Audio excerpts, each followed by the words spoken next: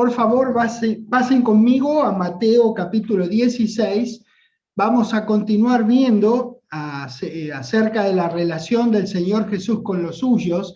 Particularmente estamos viendo la interacción que tuvo nuestro querido Señor Jesucristo con nuestro querido Pedro. Vamos a ver la segunda parte de eso porque hay mucha tela para cortar, hay mucho jugo para sacar a estos preciosos registros de la Escritura.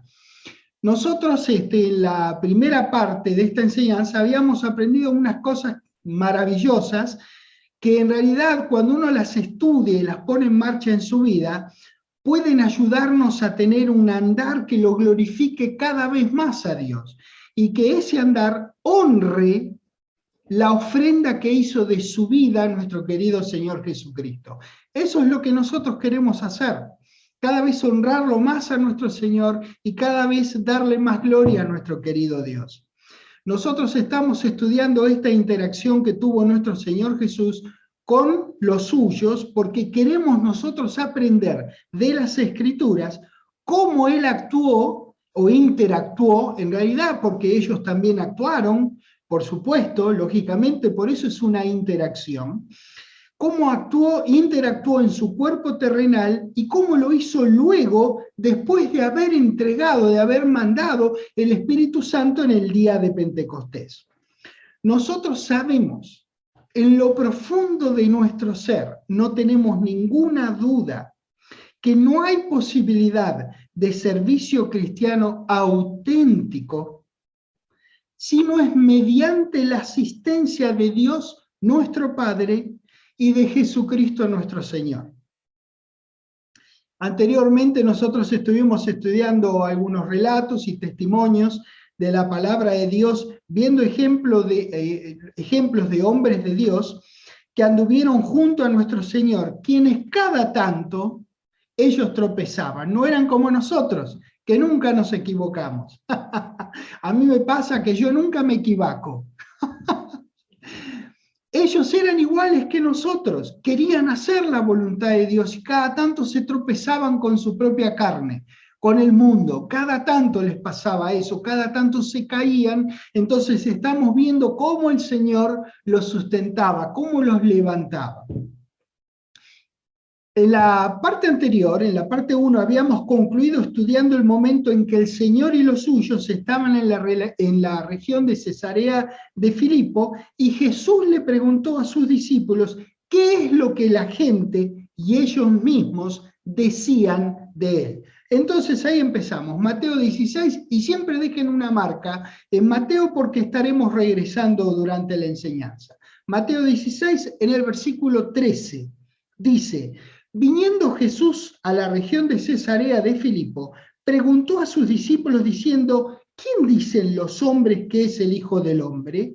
Ellos dijeron: bueno, unos dicen Juan el Bautista, otros Elías, otros dicen Jeremías o alguno de los profetas. Él les dijo: ok, entiendo. Vosotros, ¿quién decís que soy? Respondiendo, imagínense quién responde. Pedro responde. Respondiendo Simón Pedro dijo: bueno, tú eres el Cristo, el Hijo del Dios viviente. Una vez más, respondiendo Simón Pedro. Por ese entonces Jesús comenzó a hablarles acerca de sus padecimientos y la muerte. Este registro en realidad documenta el comienzo de su proclama acerca de que habría de padecer mucho y ser muerto y luego resucitar al tercer día. Fíjense lo que dice el versículo 21. Dice: desde entonces comenzó Jesús a declarar a sus discípulos que le era necesario ir a Jerusalén y padecer mucho de los ancianos, de los principales sacerdotes y de los escribas, y ser muerto y resucitar al tercer día. Atención, el versículo comienza diciendo desde entonces, es como si dijera a partir de ese momento. Antes, el Señor anduvo anunciando el reino, al rey, e inclusive anunciando el rechazo que iba a hacer Israel del rey.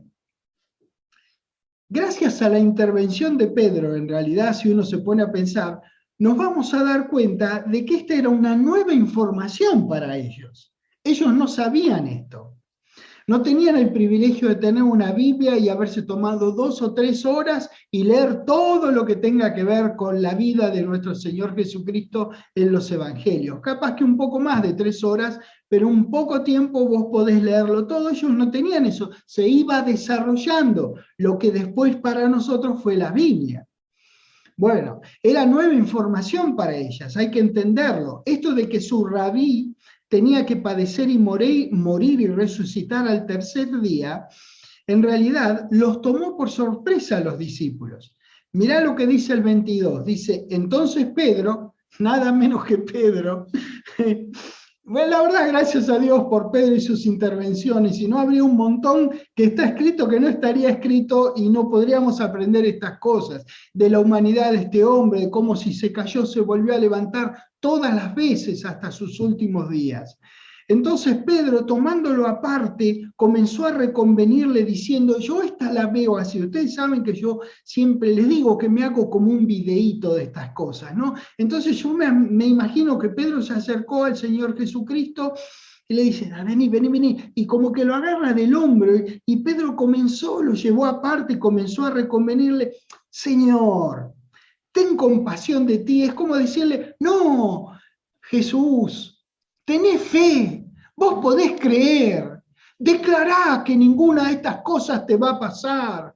No, miren, Pedro en su amor le estaba diciendo, no, instituí, declará, vos sos Jesús, el Hijo de Dios, tenés fe, no digas estas cosas, ¿cómo vas a decirle a los muchachos esto? Mirá, se han preocupado. Entonces yo lo imagino así a Pedro cuando dice, tomándolo aparte, comenzó a reconvenirle diciendo, Señor, ten compasión de ti, de ninguna manera te acontezca. Bueno, nosotros necesitamos entender que muchas de las veces que Pedro dijo algo que llame nuestra atención, como esta, por ejemplo, puede que él en realidad haya expresado de alguna manera audaz, obviamente, lo mismo que los demás pensaban o sintieran, probablemente, y tan solo se callaban. ¿Ven? Pedro al menos habló y nosotros podemos leer lo que ocurrió. Dejando una marca en Mateo, por favor vayan a Marcos capítulo 8. Hay acá un registro similar. En Marcos 8, versículo 31, dice, y comenzó a enseñarles que le era necesario al Hijo del Hombre padecer mucho y ser desechado por los ancianos, por los principales sacerdotes y por los escribas, y ser muerto y resucitar después de 3 días. Después de 3 días. Bien, que el Mesías tenía que morir no era algo nuevo para el pueblo de Israel. El mismo Señor Jesús probablemente o seguramente lo aprendió de las Escrituras igual que nosotros. Él leyó Génesis 3:15 igual que leímos nosotros. Se los recuerdo, no hace falta que vayan ustedes, yo se los leo. En Génesis 3:15 dice, y pondré enemistad entre ti y la mujer, y entre su simiente y la simiente suya. Esta te herirá en la cabeza y tú la herirás en el calcañar. Imagínense, si nosotros lo leímos, el interés que tenía Jesús por su Padre y por la palabra de su Padre, tenía que ser cuanto menos igual al nuestro. Así que seguramente se enteró por las Escrituras, y vaya a saber cuántas conversaciones tuvo con su padre. Él tenía la certeza de lo que estaba leyendo. Jesús es la simiente de la mujer e iba a ser herido en el calcañar. De todos modos, esa muerte no iba a ser definitiva. La herida iba a ser en una parte poco vital, en la base del talón, en el calcañar. La serpiente estaba a días nomás de herir en el calcañar a la simiente de la mujer, acá en estos registros de que estamos leyendo de Mateo y de Marcos. ¿Lo ve? De Mateo y de Marcos. Le puse plural a los dos. Bueno, por este entonces la serpiente estaba por herir en el calcañar a la simiente de la mujer. Lo que la serpiente no sabía era que debido a esa herida curable, en el talón, nuestro poderoso Dios, mediante la ofrenda de nuestro Señor, iba a asestarle una herida de muerte a la serpiente. Eso no lo sabía la serpiente. El Mesías lo tenía claro, pero veremos, no así los discípulos. Cuando Jesús comenzó a hablar de su sufrimiento y muerte, de todos los presentes, ¿quién se imagina que saltó a decir algo? Nuestro querido Pedro, nuestro personaje principal en esta enseñanza. Marcos 8, versículo 32, esta vez. Dice, esto les decía claramente. Entonces Pedro lo tomó aparte, recuerdan que habíamos dicho esa parte así, bueno, comenzó a reconvenirle, pero él volviéndose y mirando a los discípulos, le dijo a Pedro, mirando a los discípulos, le dijo a Pedro, diciendo, quítate de mí, Satanás, porque no pones la mira en las cosas de Dios, sino en la de los hombres. Esto eran dos visiones muy diferentes, la que tenía Pedro y muy probablemente los otros, que Pedro expresó con audacia, y la de nuestro querido Señor Jesucristo. Quien estaba confrontándolo a Pedro era nada menos que el Mesías de Israel, el Cristo, el Rey del futuro reino. Pónganse a pensar, cualquiera que haya leído los evangelios se da cuenta de que Pedro amaba a Jesús y ciertamente las palabras tan fuertes de su rabí no le pasaron desapercibidas. Seguramente las llevó al corazón. Pongámonos en el lugar de Pedro, ya que cada tanto somos como él. ¿Qué le hubiera dicho usted al Señor Jesucristo que se descolgó con semejante novedad para ellos? No es novedad para nosotros, porque ya lo leímos, pero para ellos era novedad que su Señor tenía que padecer, morir y luego ser resucitado. Seguramente nosotros tampoco querríamos que nuestro Señor tuviera que pasar por los padecimientos que iba a pasar y luego morir. Mateo 16, por favor, donde habíamos dejado la marca. Es importante que nosotros visualicemos en nuestras mentes la escena que estaba ocurriendo. Jesús, sus discípulos en la apertura de su declaración que iba a padecer y morir, lo emocional que debía ser todo esto que estaba ocurriendo, la verdad, la negación de los discípulos al hecho de que su rabí iba a morir después de las torturas, en fin, imagínense esta escena, esto es lo que estaba ocurriendo verdaderamente en esos momentos. ¿Qué pasaría sabemos lo que pasaba en la mente de Pedro, porque gracias a Dios lo vociferó, lo dijo, lo expresó, lo declaró, pero pónganse a pensar lo que los otros dirían, las miradas que se cruzarían, si charlarían alguna cosa y se dirían, ¿qué dijo? ¿Vos escuchaste lo mismo que yo? Ponete a pensar, su Señor tenía que padecer y morir, se estaban enterando ahora. ¿Qué pasaría por la mente de ellos? Pensá, porque ellos eran como vos, ellos eran como nosotros, ellos lo amaban al Señor, no querrían que el Señor haya tenido que pasar por los sufrimientos y luego morir. No entendían todo lo que pasaba. Muy bien.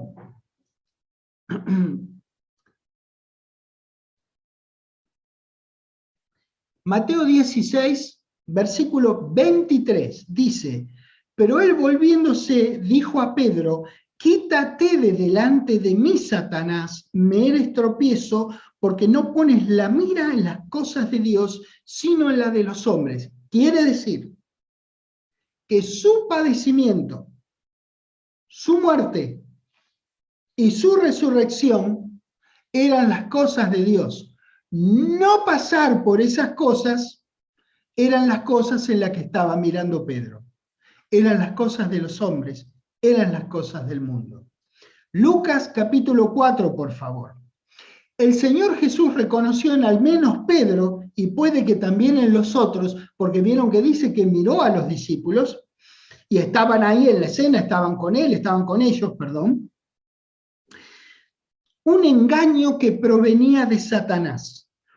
Esta es una situación que guarda cierta similitud cuando el Señor Jesús estaba en el desierto al comienzo de su ministerio.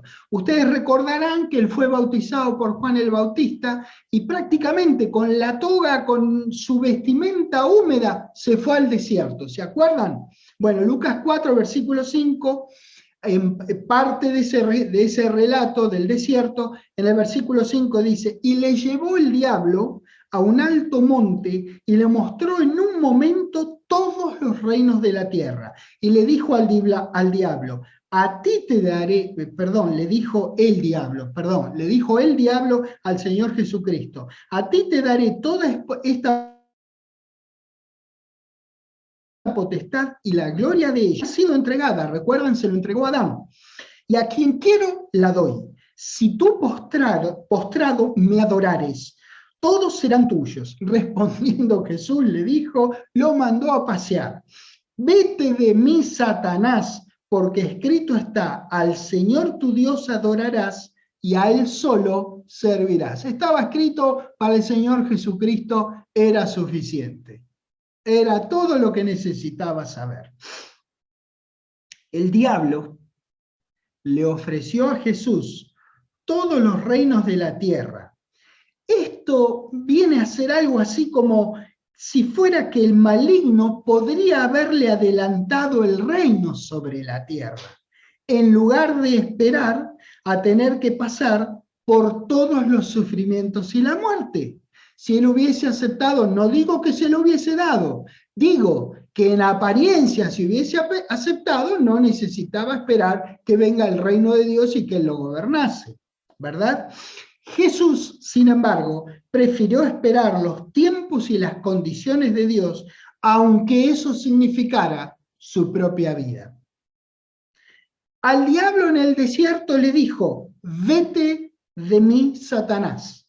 Y a Pedro, y probablemente al resto también, en Cesarea de Filipo, les dijo, quítate de delante de mí, Satanás, porque Jesús reconoció un engaño satánico y atacó directamente al centro del engaño, exponiendo al engañador, pero apuntando a Pedro, el engañado. ¿Lo ven? Con la palabra no se negocia.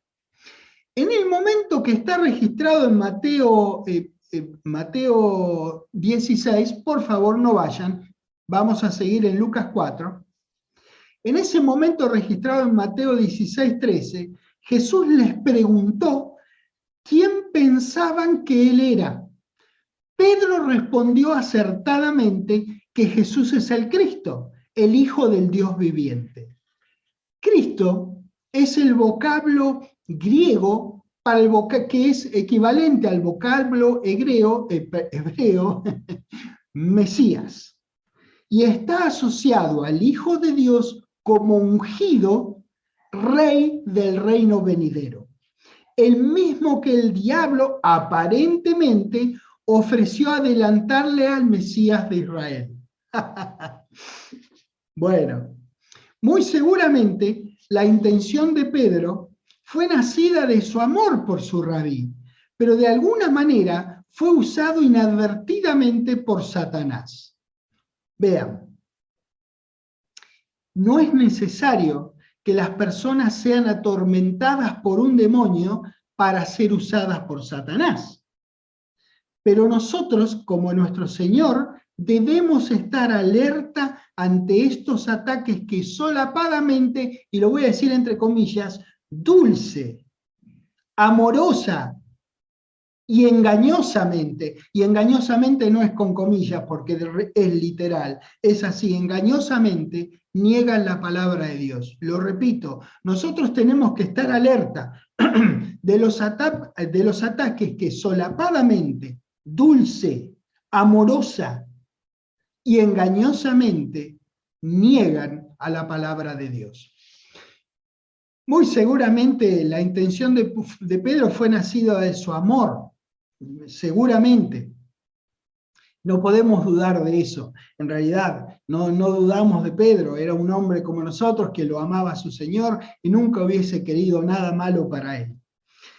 Bueno, definitivamente nosotros no podemos pensar que Jesús se dirigía a Pedro como lo haría a Satanás. El Señor se dirigió con vehemencia al espíritu detrás del discurso del apóstol.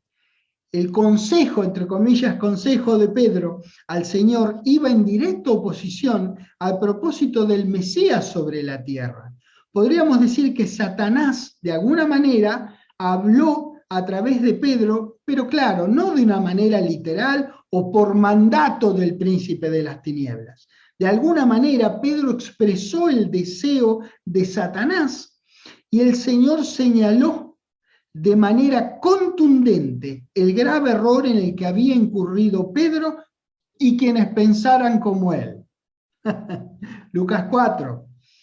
El accionar del diablo contra el Señor no se había terminado en el desierto. En esta ocasión arremetió a través de Pedro. ¿Ven? Quiero mostrarles en Lucas 4, versículo 13, cuando dice: y cuando el diablo hubo acabado toda tentación, se apartó de él, y miren lo que dice el resto del versículo. Por un tiempo no lo abandonó, siguió tratando de atacarlo a lo largo de todo su ministerio. Ahora sí, por favor, a Mateo 17. Cuando Pedro habló, Jesús pudo ver que Satanás volvía a la carga, por lo que acabamos de leer, que no lo había abandonado, que lo había dejado por un tiempo. Se notó, ni hablar, que se notó gran agudeza en la respuesta del Señor, tanto en el desierto para con el diablo, como en Cesarea de Filipo para con Pedro. En conclusión, Jesús no estaba llamando Satanás a Pedro, sino que confrontó a la influencia en el apóstol y lo que era la fuente del error, y lo hizo de frente y categóricamente. Eso hizo nuestro Señor en esta instancia. No estaba bien para nada, en realidad, que Pedro no reconociera que las palabras del Mesías en cuanto a lo que sucedería, aunque fueran terribles, caramba, ¿quién puede dudar de eso? Era terrible lo que estaba anunciando el Señor Jesucristo, pero igual era la voluntad de Dios y debían ser creídas. Obviamente, les muestro, vimos recién Lucas 4, Marcos 8 y vimos también Mateo 16. Ahora vamos a Mateo 17 para que vean que Pedro se había levantado de esta y todavía estaba vivito y trabajando, sirviendo. Se recuperó de eso. Eso es lo que estamos viendo este maravilloso hombre, que se pudo haber caído, pero se levantó. Por eso vamos a Mateo 17, comenzando en el versículo 1, vamos a ver el registro que se llama el Monte de la Transfiguración. Dice: 6 días después, Jesús tomó a Pedro, a Jacobo y a Juan, su hermano, y los llevó aparte a un monte alto. Eso dice. 6 días después ¿de qué? De que el Señor le dijera que iba a padecer y de que Pedro fuera seriamente reprendido. ¿Ven? Se había levantado, estaba ahí todavía nuestro querido Pedro. Muy bien, antes de que nadie se confunda, claramente veremos en el versículo 9 que dice que esto que estamos por leer era una visión. ¿Está bien? Era una revelación especial que por alguna razón Dios le proveyó al Señor, a Pedro, a Jacobo y a Juan. No era literal lo que estaba ocurriendo, era como un holograma, era una película, entendamos eso. No, esto no es literal como algunos lo toman, porque obvian el versículo 9 que dice que fue una visión, y nosotros en un rato lo leemos. Pero ahora sigamos en el versículo 2. Y se transfiguró delante de ellos, y resplandeció su rostro como el sol, y sus vestidos se hicieron blancos como la luz. He aquí les aparecieron Moisés y Elías hablando con él. Bien, de nuevo, recuerden que es un holograma espiritual, es una visión. Era literalmente imposible que Moisés y Elías estuvieran ahí. ¿Saben por qué? Porque estaban muertos. Y los muertos no aparecen literalmente en ningún lado. Pero Dios puede producir una visión, como de hecho es esto. Hay muchos de nosotros, seguro los que están aquí conectados, que tienen Netflix. Bueno, damas y caballeros, este es Diosflix. Y él lo inventó antes que el Netflix. Era una película. El Señor Jesús había llevado a estos tres al cine a ver esta película. Muy bien, les proyectó esta película a nuestro querido Dios para declarar algo. Bueno, en esta película, estos dos grandes hombres hablaban con el Mesías. ¿Quién dijo algo al respecto de esto? ¿Quién habló a este respecto de que semejante cosa estaba ocurriendo delante de ellos? Todos saben la respuesta, nuestro querido Pedro. Pedro habló. Entonces, mientras Jesús conversaba con Moisés y Elías, recuerden, vean, conversaba, entre comillas, con Moisés y Elías, Pedro los interrumpe. Entonces, dice el 4, entonces Pedro dijo a Jesús, Señor, bueno es para nosotros que estemos aquí, si quieres hacemos un pedido de delivery, nos comemos unas ricas empanadas, o nos pedimos unos tacos, o nos pedimos alguna... No, eso es lo que estaba diciendo Pedro, estaba hablando en esta visión Jesús con Moisés y Elías, y él dice, bueno, ¿qué tal si hacemos una enramada, una para ti, otra para Moisés y otra para Elías? Mientras Pedro estaba interrumpiendo, damas y caballeros, ahora la nube desde arriba lo interrumpe a Pedro. Mientras él, dice el versículo 5, mientras Pedro aún hablaba, una nube de luz los cubrió y he aquí una voz desde la nube que decía, este es mi Hijo amado, en quien tengo complacencia. Damas y caballeros, qué testigos que fueron estos tres de lo que estaba ocurriendo. Bien, este era un holograma que Dios le estaba dando a estos cuatro hombres, a estos cuatro seres humanos. Ahora te pregunto, ¿vos pudiste hacerte el holograma en tu propia cabeza de lo que estaba ocurriendo? Dios mío, te digo la verdad, yo voy a continuar con el relato porque si no me emociono y me tengo que detener acá. Esto era maravilloso, que Dios haga estas cosas y que estos hombres hayan sido testigos de eso. Imagínate cuando vos estés tomando un cafecito o un matecito con Jacobo o con el mismo Señor Jesucristo y le preguntes, contame, ¿cómo fue el monte de la transfiguración? De Pedro, decime, ¿cómo te sentiste cuando te interrumpió la voz del cielo? Te quisimos tanto, Pedro, cuando leíamos de vos. Qué bárbaro las cosas que aprendimos. Damas y caballeros, esto es real. Esto es real. Esto va a ocurrir. Si en el futuro se te ocurre preguntar qué es lo que pasó en el monte de la transfiguración a alguno de estos cuatro, le vas a poder preguntar qué pasó en tu corazón, qué más hay que no esté registrado. ¿No es maravilloso contar con un Dios así? ¿Saber que tendremos una vida así? ¡Qué cosa grande! La esperanza es inmanente, es permanente en todos nosotros, en cada actividad de nuestras vidas.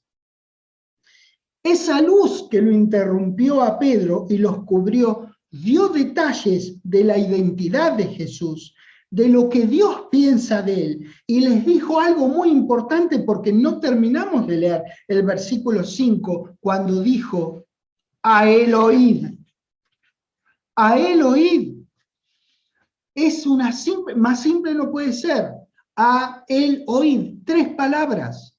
Simple instrucción que viene nada menos que de Dios, su Padre, nuestro Padre, que está igual de vigente al día de hoy. A él oíd. Si lo lees mañana, créeme que va a decir a él oíd. De acá a 10 meses, si no viene nuestro Señor Jesucristo y leas este registro, va a decir que hagas lo mismo que le dijo a estos tres, a él oíd. 6. Al oír esto los discípulos se postraron sobre sus rostros y tuvieron gran temor. Entonces Jesús se acercó y los tocó y dijo, vamos, levántense, no teman. Y alzando ellos los ojos, a nadie vieron, sino a Jesús solo. Cuando descendieron del monte, Jesús les dijo, no digáis a nadie la visión. La visión no fue un hecho literal, fue una visión hasta que el Hijo del Hombre resucite de los muertos. Bien, el Hijo del Hombre resucitó de los muertos y nosotros estamos enterándonos de lo que pasó en este monte de la transfiguración. Maravilloso. Había sido una visión, no fue un hecho real, pues estos dos hombres, grandes hombres, habían muerto. Lo que hizo el Señor Jesucristo llevó a estos tres al cine a ver una película, a que compartieran con Él esta visión tan importante en la vida del Mesías, en la que estos discípulos, en quienes el testimonio fue tan significativo, determinante, también lo fue para el resto, también para nosotros, porque ese a Él oír es para nosotros también. Juan capítulo 13, por favor. Estamos yendo hacia el final de la vida sobre la tierra del Señor Jesucristo.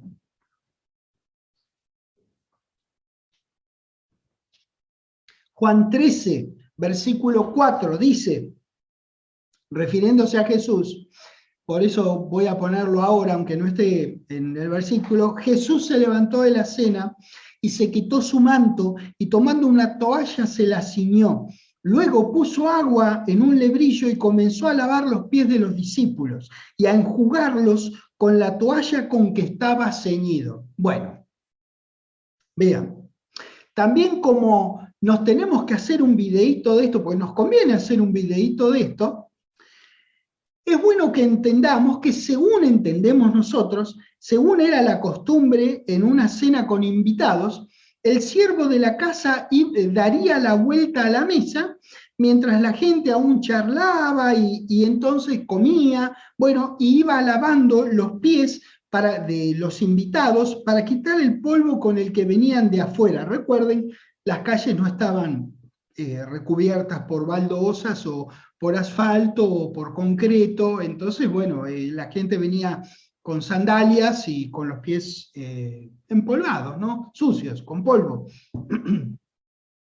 Entonces venía el sirviente, pegaba la vuelta a todos los invitados y con una toalla que tenía con él, ceñida a su cintura probablemente, los enjugaba, los secaba. Bueno, entonces al parecer nadie dijo nada, según este registro nadie dijo nada, pero adivinen qué pasó. Cuando llegó el Señor Jesucristo con el lebrillo a Pedro, tenía que hablar, algo tenía que hacer. Era la tarea del sirviente hacer eso. El Señor Jesucristo nos estaba mostrando un ejemplo maravilloso al hacer esto. Y cuando vino a Simón Pedro, dice el versículo 6, Pedro le dijo, no, ¿vos me vas a lavar a mí? No. Respondió Jesús y le dijo, mira, te digo una cosa, Pedrito, lo que yo hago, vos no lo comprendés ahora, pero lo vas a entender después. Esto, lo que le dijo el Señor Jesucristo a Pedro, le entró por un oído y le salió por el otro. Lo que yo hago, tú no lo comprendes ahora.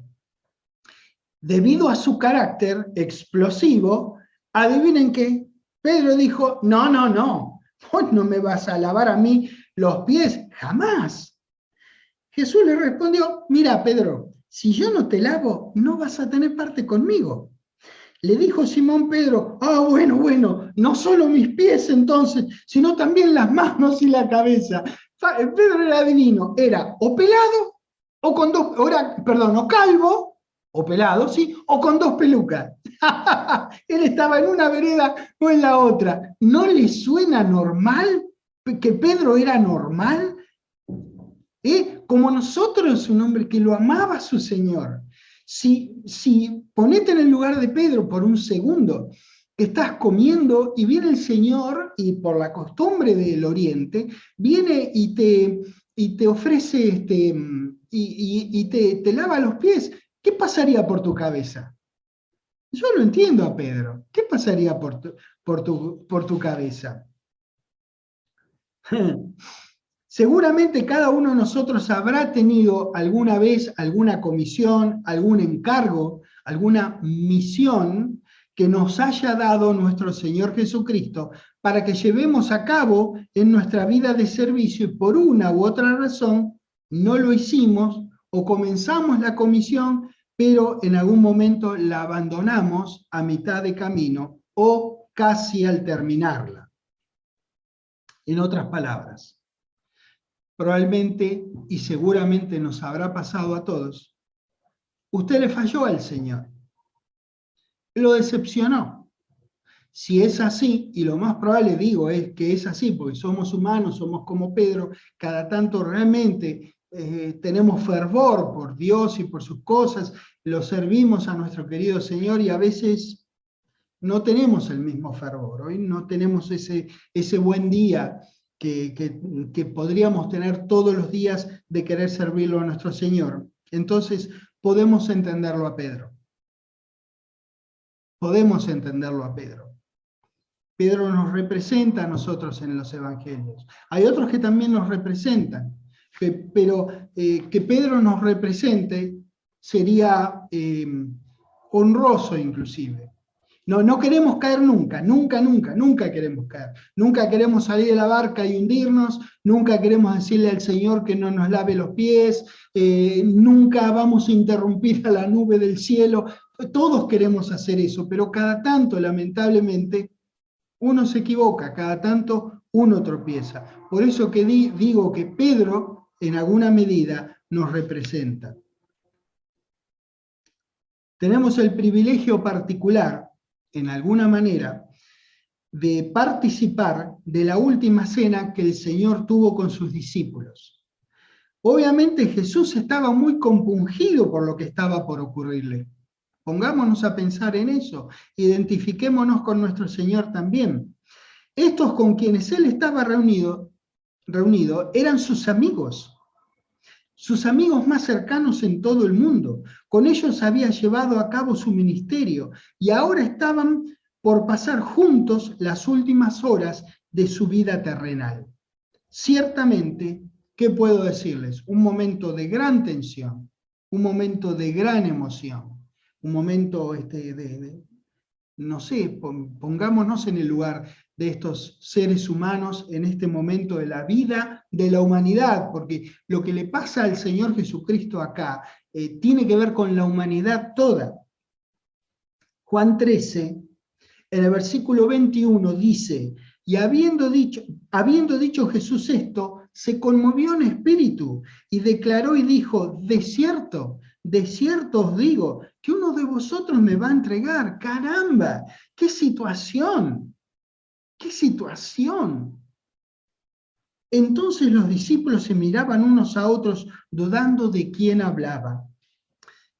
Generalmente ustedes saben que se piensa que esta última cena parece ser que la armaron como para que el Leonardo da Vinci pudiera sacar una foto de todos con sus caras. Vieron una mesa como las que usamos nosotros y todos sentados del otro lado, Jesucristo en el centro, con una cosa acá que le brilla, una barbaridad, una vergüenza total, y acá está Leonardo da Vinci con la cámara diciendo, miren al pajarito, clic, y le saca la foto, y después toma la foto a full color, y él pinta el cuadro. La cosa no era así, señores, así no se reunían ellos a comer. Lo más probable es que fuera una mesa baja, y tenían algo que los romanos llamaban triclinium.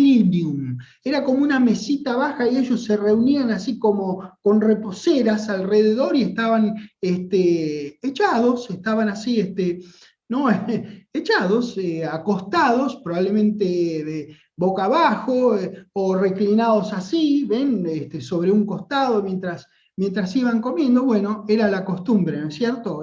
Esa era la imagen más probable, no la de Leonardo da Vinci, ¿no es cierto? En el versículo 23 dice, y uno de sus discípulos, al cual Jesús amaba, estaba recostado al lado de Jesús. ¿Ven? Esto tiene más sentido. Si estaban ellos así como recostados, estaría, no sé, métanle Jesús de este lado o de este otro lado, y este discípulo estaba recostado así, ¿no es cierto? Estaba como pegadito, los dos estaban así reclinados, no sentados en sillas como tenemos nosotros. Hoy día las mesas tienen, no sé, la altura de la mesa es más o menos unos 72, 74 centímetros de altura, calculo que las sillas deben estar alrededor de 40 y algo de centímetros, entonces en esa diferencia entre 70 y algo y 40 y algo, entran nuestras piernas, nos ponemos con toda comodidad en la mesa. Yo creo que esto es bastante más cómodo que aquello, pero aquello es lo que ellos tenían y estaban así recostados. Por eso el 23 tiene tanto sentido, sabiendo que era una especie de triclinium. Bueno, el discípulo amado, muchos autores concuerdan que era el querido Juan, el apóstol. Bueno, entonces 24 dice, a al discípulo amado, al que estaba recostado al lado del Señor, que leímos en el 23, a esto hizo señas Simón Pedro para que preguntase quién era aquel de quien hablaba. Es como que Pedro estaba reclinado y lo mira a Juan y le hace...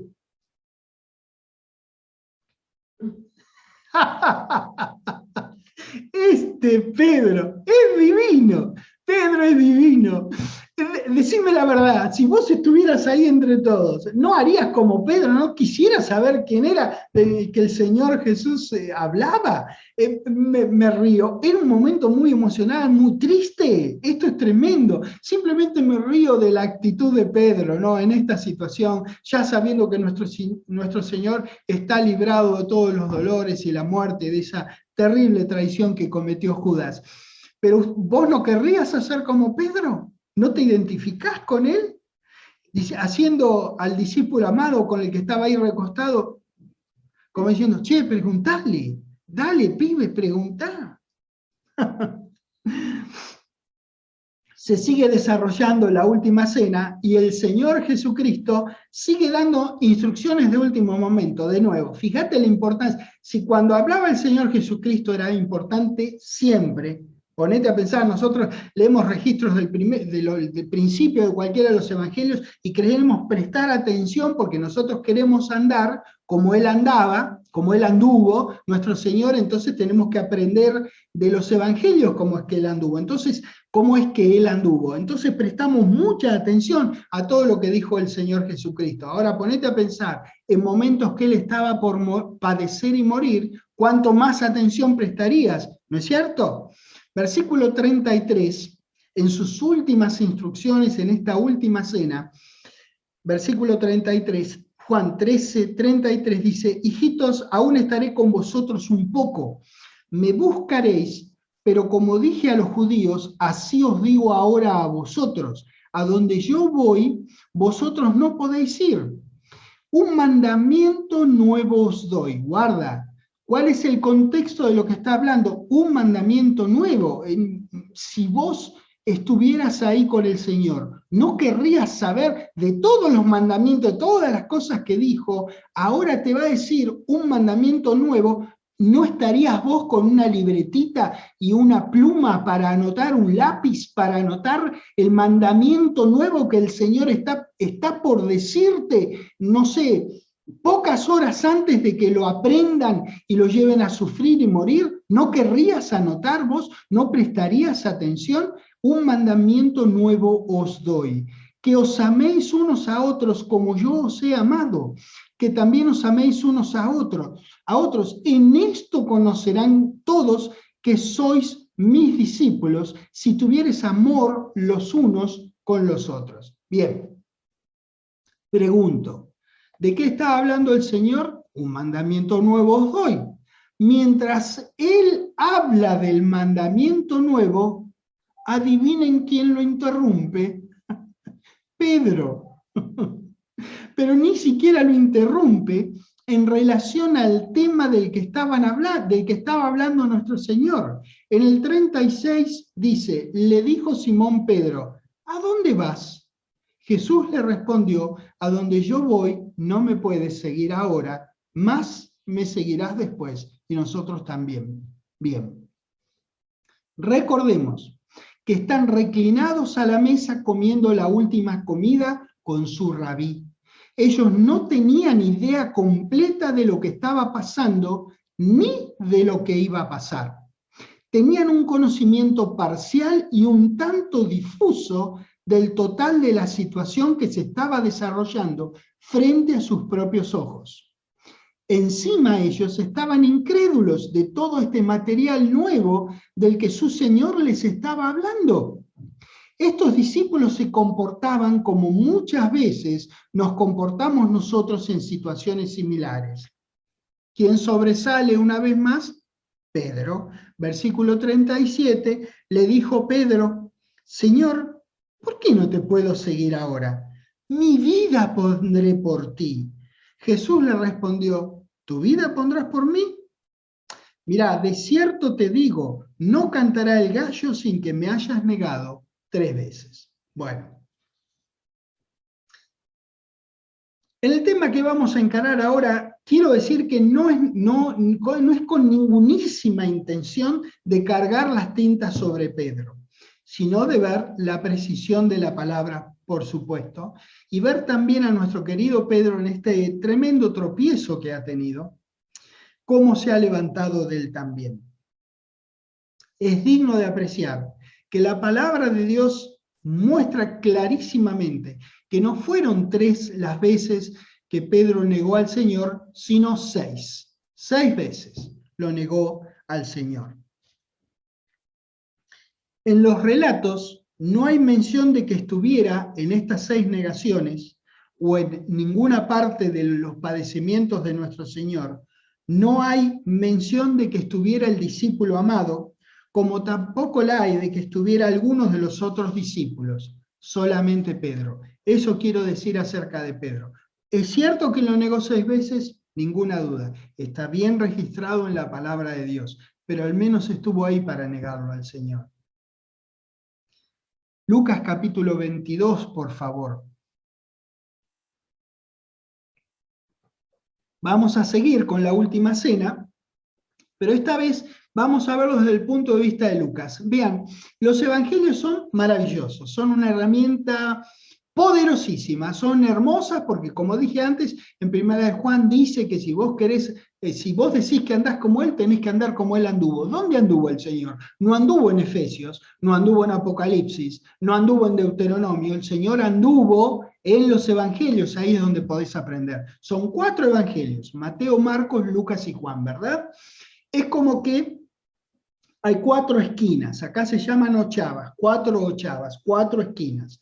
Entonces, vos tenés a una persona en una esquina, a otra persona en la otra esquina, otra persona y otra más. Así, son 4 personas paradas en la esquina. Ocurre un choque entre 2 vehículos, se chocan. Cada uno de los 4 lo llama a la policía y les piden que den testimonio. ¿Qué pasó en el choque? Cada uno de los 4 va a tener un testimonio diferente, ¿verdad? Pero cada uno va a ser verdad. Lo que pasa que son desde ópticas diferentes. Los 4 son verdad, los 4 no pudieron haber visto lo mismo, capaz que 2 de ellos o 3 de ellos coinciden en alguna parte de su relato, pero no en el total del relato, porque cada uno de los 4 vio algo diferente. Así es con los evangelios. Mirá si Dios habrá cubierto la vida de ministro de nuestra redención del Señor Jesucristo sobre la tierra de 4 maneras diferentes. Y las 4, verdad. Eso es. Bueno, entonces con tranquilidad nos vamos a Lucas 22. Versículo 31 dice, dijo también el Señor, Simón, Simón, he aquí Satanás os ha pedido para zarandearos como a trigo. Bueno, esto no significa que Satanás le mandó un WhatsApp al Señor Jesucristo solicitándole el formulario 666 de zarandeo legal. No significa eso. El hecho de que repita la palabra Simón es una figura literaria que enfatiza esta situación y nos hace llamar la atención a la importancia de esta situación. En otras versiones se puede observar mucho más claramente que ese pedido no se refiere tan solo a Pedro, sino a todos los discípulos. El deseo de Satanás era zarandearlos a todos, no solamente a Pedro. Yo les voy a leer las tres versiones. Si ustedes quieren, mientras yo la leo, lean nuestra versión del versículo 31. Hay una de las versiones que les leo que dice así: Simón, Simón, mira que Satanás ha pedido zarandearlos a ustedes como si fueran trigo. Otra versión dice: Simón, Simón, mira, Satanás ha demandado tenerlos para zarandearlos como a trigo. Y la tercera que les leo, hay más que sustentan esto, y el griego también lo sustenta, que es en plural, no solamente que lo pidió a Pedro. Dijo también el Señor: Simón, Simón, mira que Satanás va tras de vosotros para zarandearos como el trigo. Bueno, Jesús le hablaba a Pedro, sí, pero en representación del resto. Por eso en el siguiente versículo se dirige al apóstol no más que para decirle algo realmente importante para la vida de él. El versículo 32 dice: pero yo he rogado por ti. Ahora sí, lo mira Pedro. Que tu fe no falte, y tú, una vez vuelto, confirma a tus hermanos. Jesús estaba por ser entregado y Pedro estaba por negar a su Señor 6 veces. ¿Ven la peliculita? Jesús se adelantaba al hecho cierto de estas negaciones e instruía a Pedro que cuando regresara a él, cuando dice una vez vuelto, cuando regresara a él, es decir, que se haya arrepentido de haberlo negado, cuando él regresara a estar en línea con el Señor, fortaleciera también a sus hermanos. Eso le estaba diciendo a Pedro. Él sabía, el Señor sabía que este discípulo tan impetuoso, tan seguro, tan mandado al frente, iba a ir más allá que el resto de sus compañeros. De hecho, eso ocurrió. Pedro mismo había declarado que iba a ir más allá, no negándolo, cosa que obviamente Jesús sabía que él iba a negarlo. Pedro negó a Cristo y en un momento se cruzaron sus miradas y Pedro huyó llorando amargamente. Lucas 22, por favor. Versículo 59. Dice: como una hora después, otro afirmaba diciendo: verdaderamente también este, señalándolo a Pedro, estaba con él, porque es Galileo. Y Pedro dijo: hombre, no sé lo que dices. Y enseguida, mientras él todavía hablaba, adivinen qué pasó, cantó el gallo, tal cual había sido la palabra dicha por nuestro Señor. Entonces, vuelto el Señor, miró a Pedro, y Pedro se acordó de la palabra del Señor que le había dicho: antes que el gallo cante, me negarás 3 veces.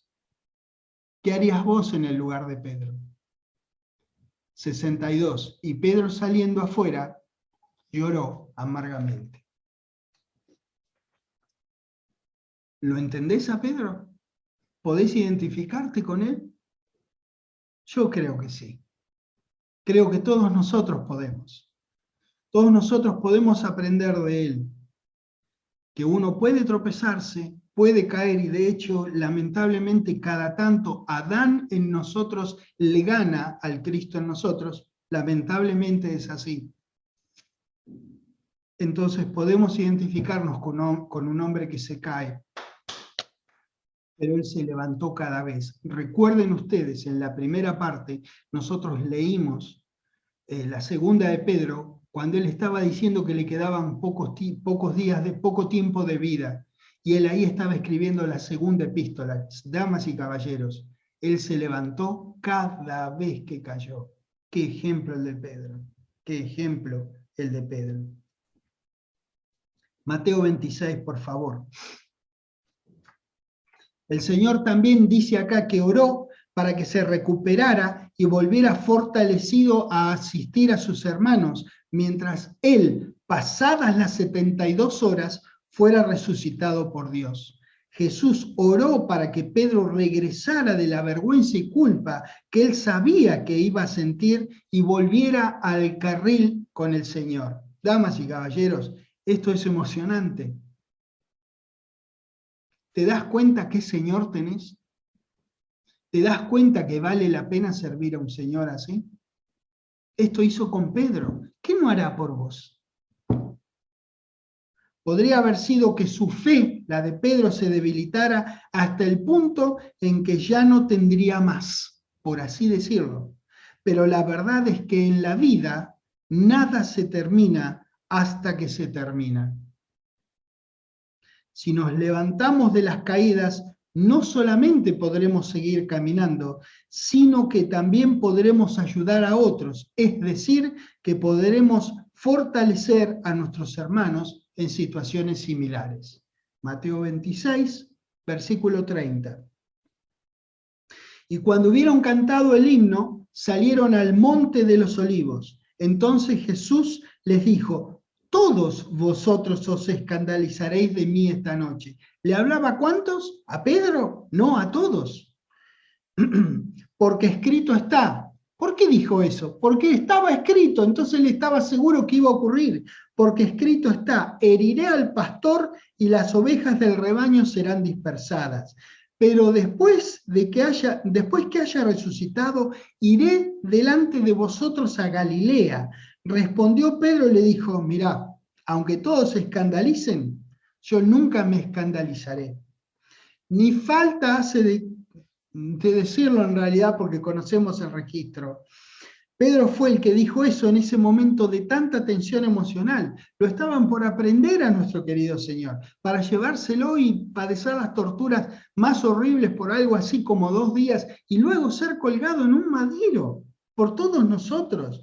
En el 34, Jesús le dice: de cierto te digo que esta noche, antes que el gallo cante, me negarás 3 veces. Pedro le dijo: aunque me sea necesario morir contigo, no te negaré. ¿Saben una cosa? Todos los discípulos dijeron lo mismo. ¿Vieron por qué yo les dije? Triste que haya negado, por supuesto. Yo no me pongo en el lugar de Pedro, sí me pongo en el lugar de Pedro, y no sé qué hubiese hecho. Sé qué es lo que hizo él y sé lo que hicieron los otros. Todos dijeron que no lo iban a negar, pero no estuvieron ahí para negarlo. El único que estuvo fue Pedro. ¿Qué es lo que hizo el Señor Jesús en esta situación de tanto estrés emocional? Él sabía que se le venía la noche. Él sabía eso, que el diablo iba a lanzar todos sus cañones, todo su arsenal sobre él. Él sabía quién él era. Él sabía que era la simiente de la mujer. Él sabía que la simiente de la serpiente se la tenía jurada que le iba a dar con todo. Nuestro Señor sabía todo eso. Imagínense lo que estaría pasando en el corazón, cómo se sentiría usted en ese momento, qué terrible situación mental estaría pasando nuestro Señor. ¿Qué nos deja de ejemplo este maravilloso ser humano que no deja de atendernos, aunque no hayamos estado nosotros con él? Miren lo que hizo. En el 36 dice: entonces llegó Jesús con ellos a un lugar que se llama Getsemaní y dijo a sus discípulos: sentaos aquí, entre tanto que yo voy allí y me angustio profundamente. No, Señor, oró. Él echó cada ansiedad sobre Dios, porque él sabía que su Padre cuida de él y que lo iba a exaltar en el tiempo apropiado. Aún en ese momento de aplastante dolor, de tanta angustia de nuestro Señor, nos deja aún en eso una profunda enseñanza.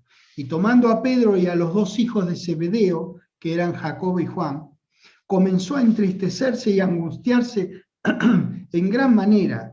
Entonces Jesús les dijo: mi alma está muy triste hasta la muerte, quedaos aquí y velad conmigo. Esto que dice acá el Señor Jesucristo es terrible, lo que estaba viviendo, lo que estaba pasando.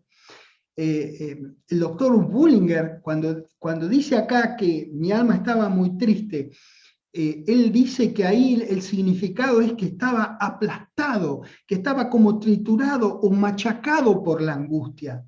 Yo lo entiendo, es decir, caramba, quiero decir, lo entiendo en el sentido de que puedo darme cuenta de lo que estaría pasando, pero así entenderlo como que yo haya pasado alguna vez una situación así, ningún otro hombre la pasó, nadie, ningún ser humano pasó una situación así, ¿lo ven? Entonces yo digo, qué situación tan terrible estaba pasando nuestro Señor, y lo que Él hizo, les pido que por favor vayan a Primera de Pedro, capítulo 5, por favor. Es el mismo Pedro, caramba, ya lo hemos hecho en la primera parte, es el mismo Pedro que registra algunas cosas que nosotros estamos utilizando para entender mejor estos registros de los evangelios. Primera de Pedro, capítulo 5, versículo 6, muestra lo que hizo el Señor en ese momento de profunda angustia, que estaba triturado, machacado como si fuera algo, no sé, ajo o lo que fuera en una prensa.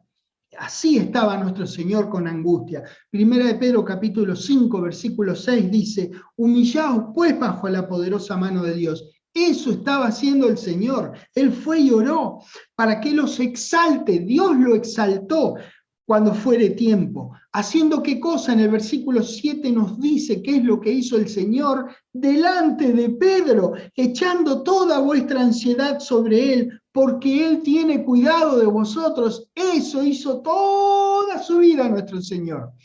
Se humilló bajo la poderosa mano de Dios y Dios lo exaltó hasta lo sumo. Jesús sabía lo que le esperaba, como pudo haberlo sabido cualquiera que leyera Isaías 51, 52 y 53.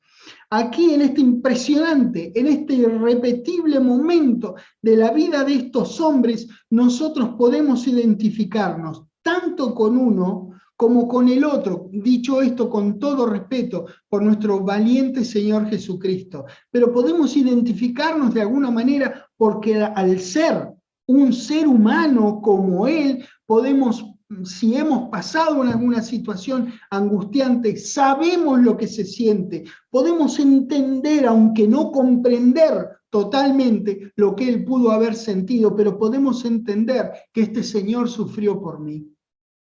Podemos entenderlo.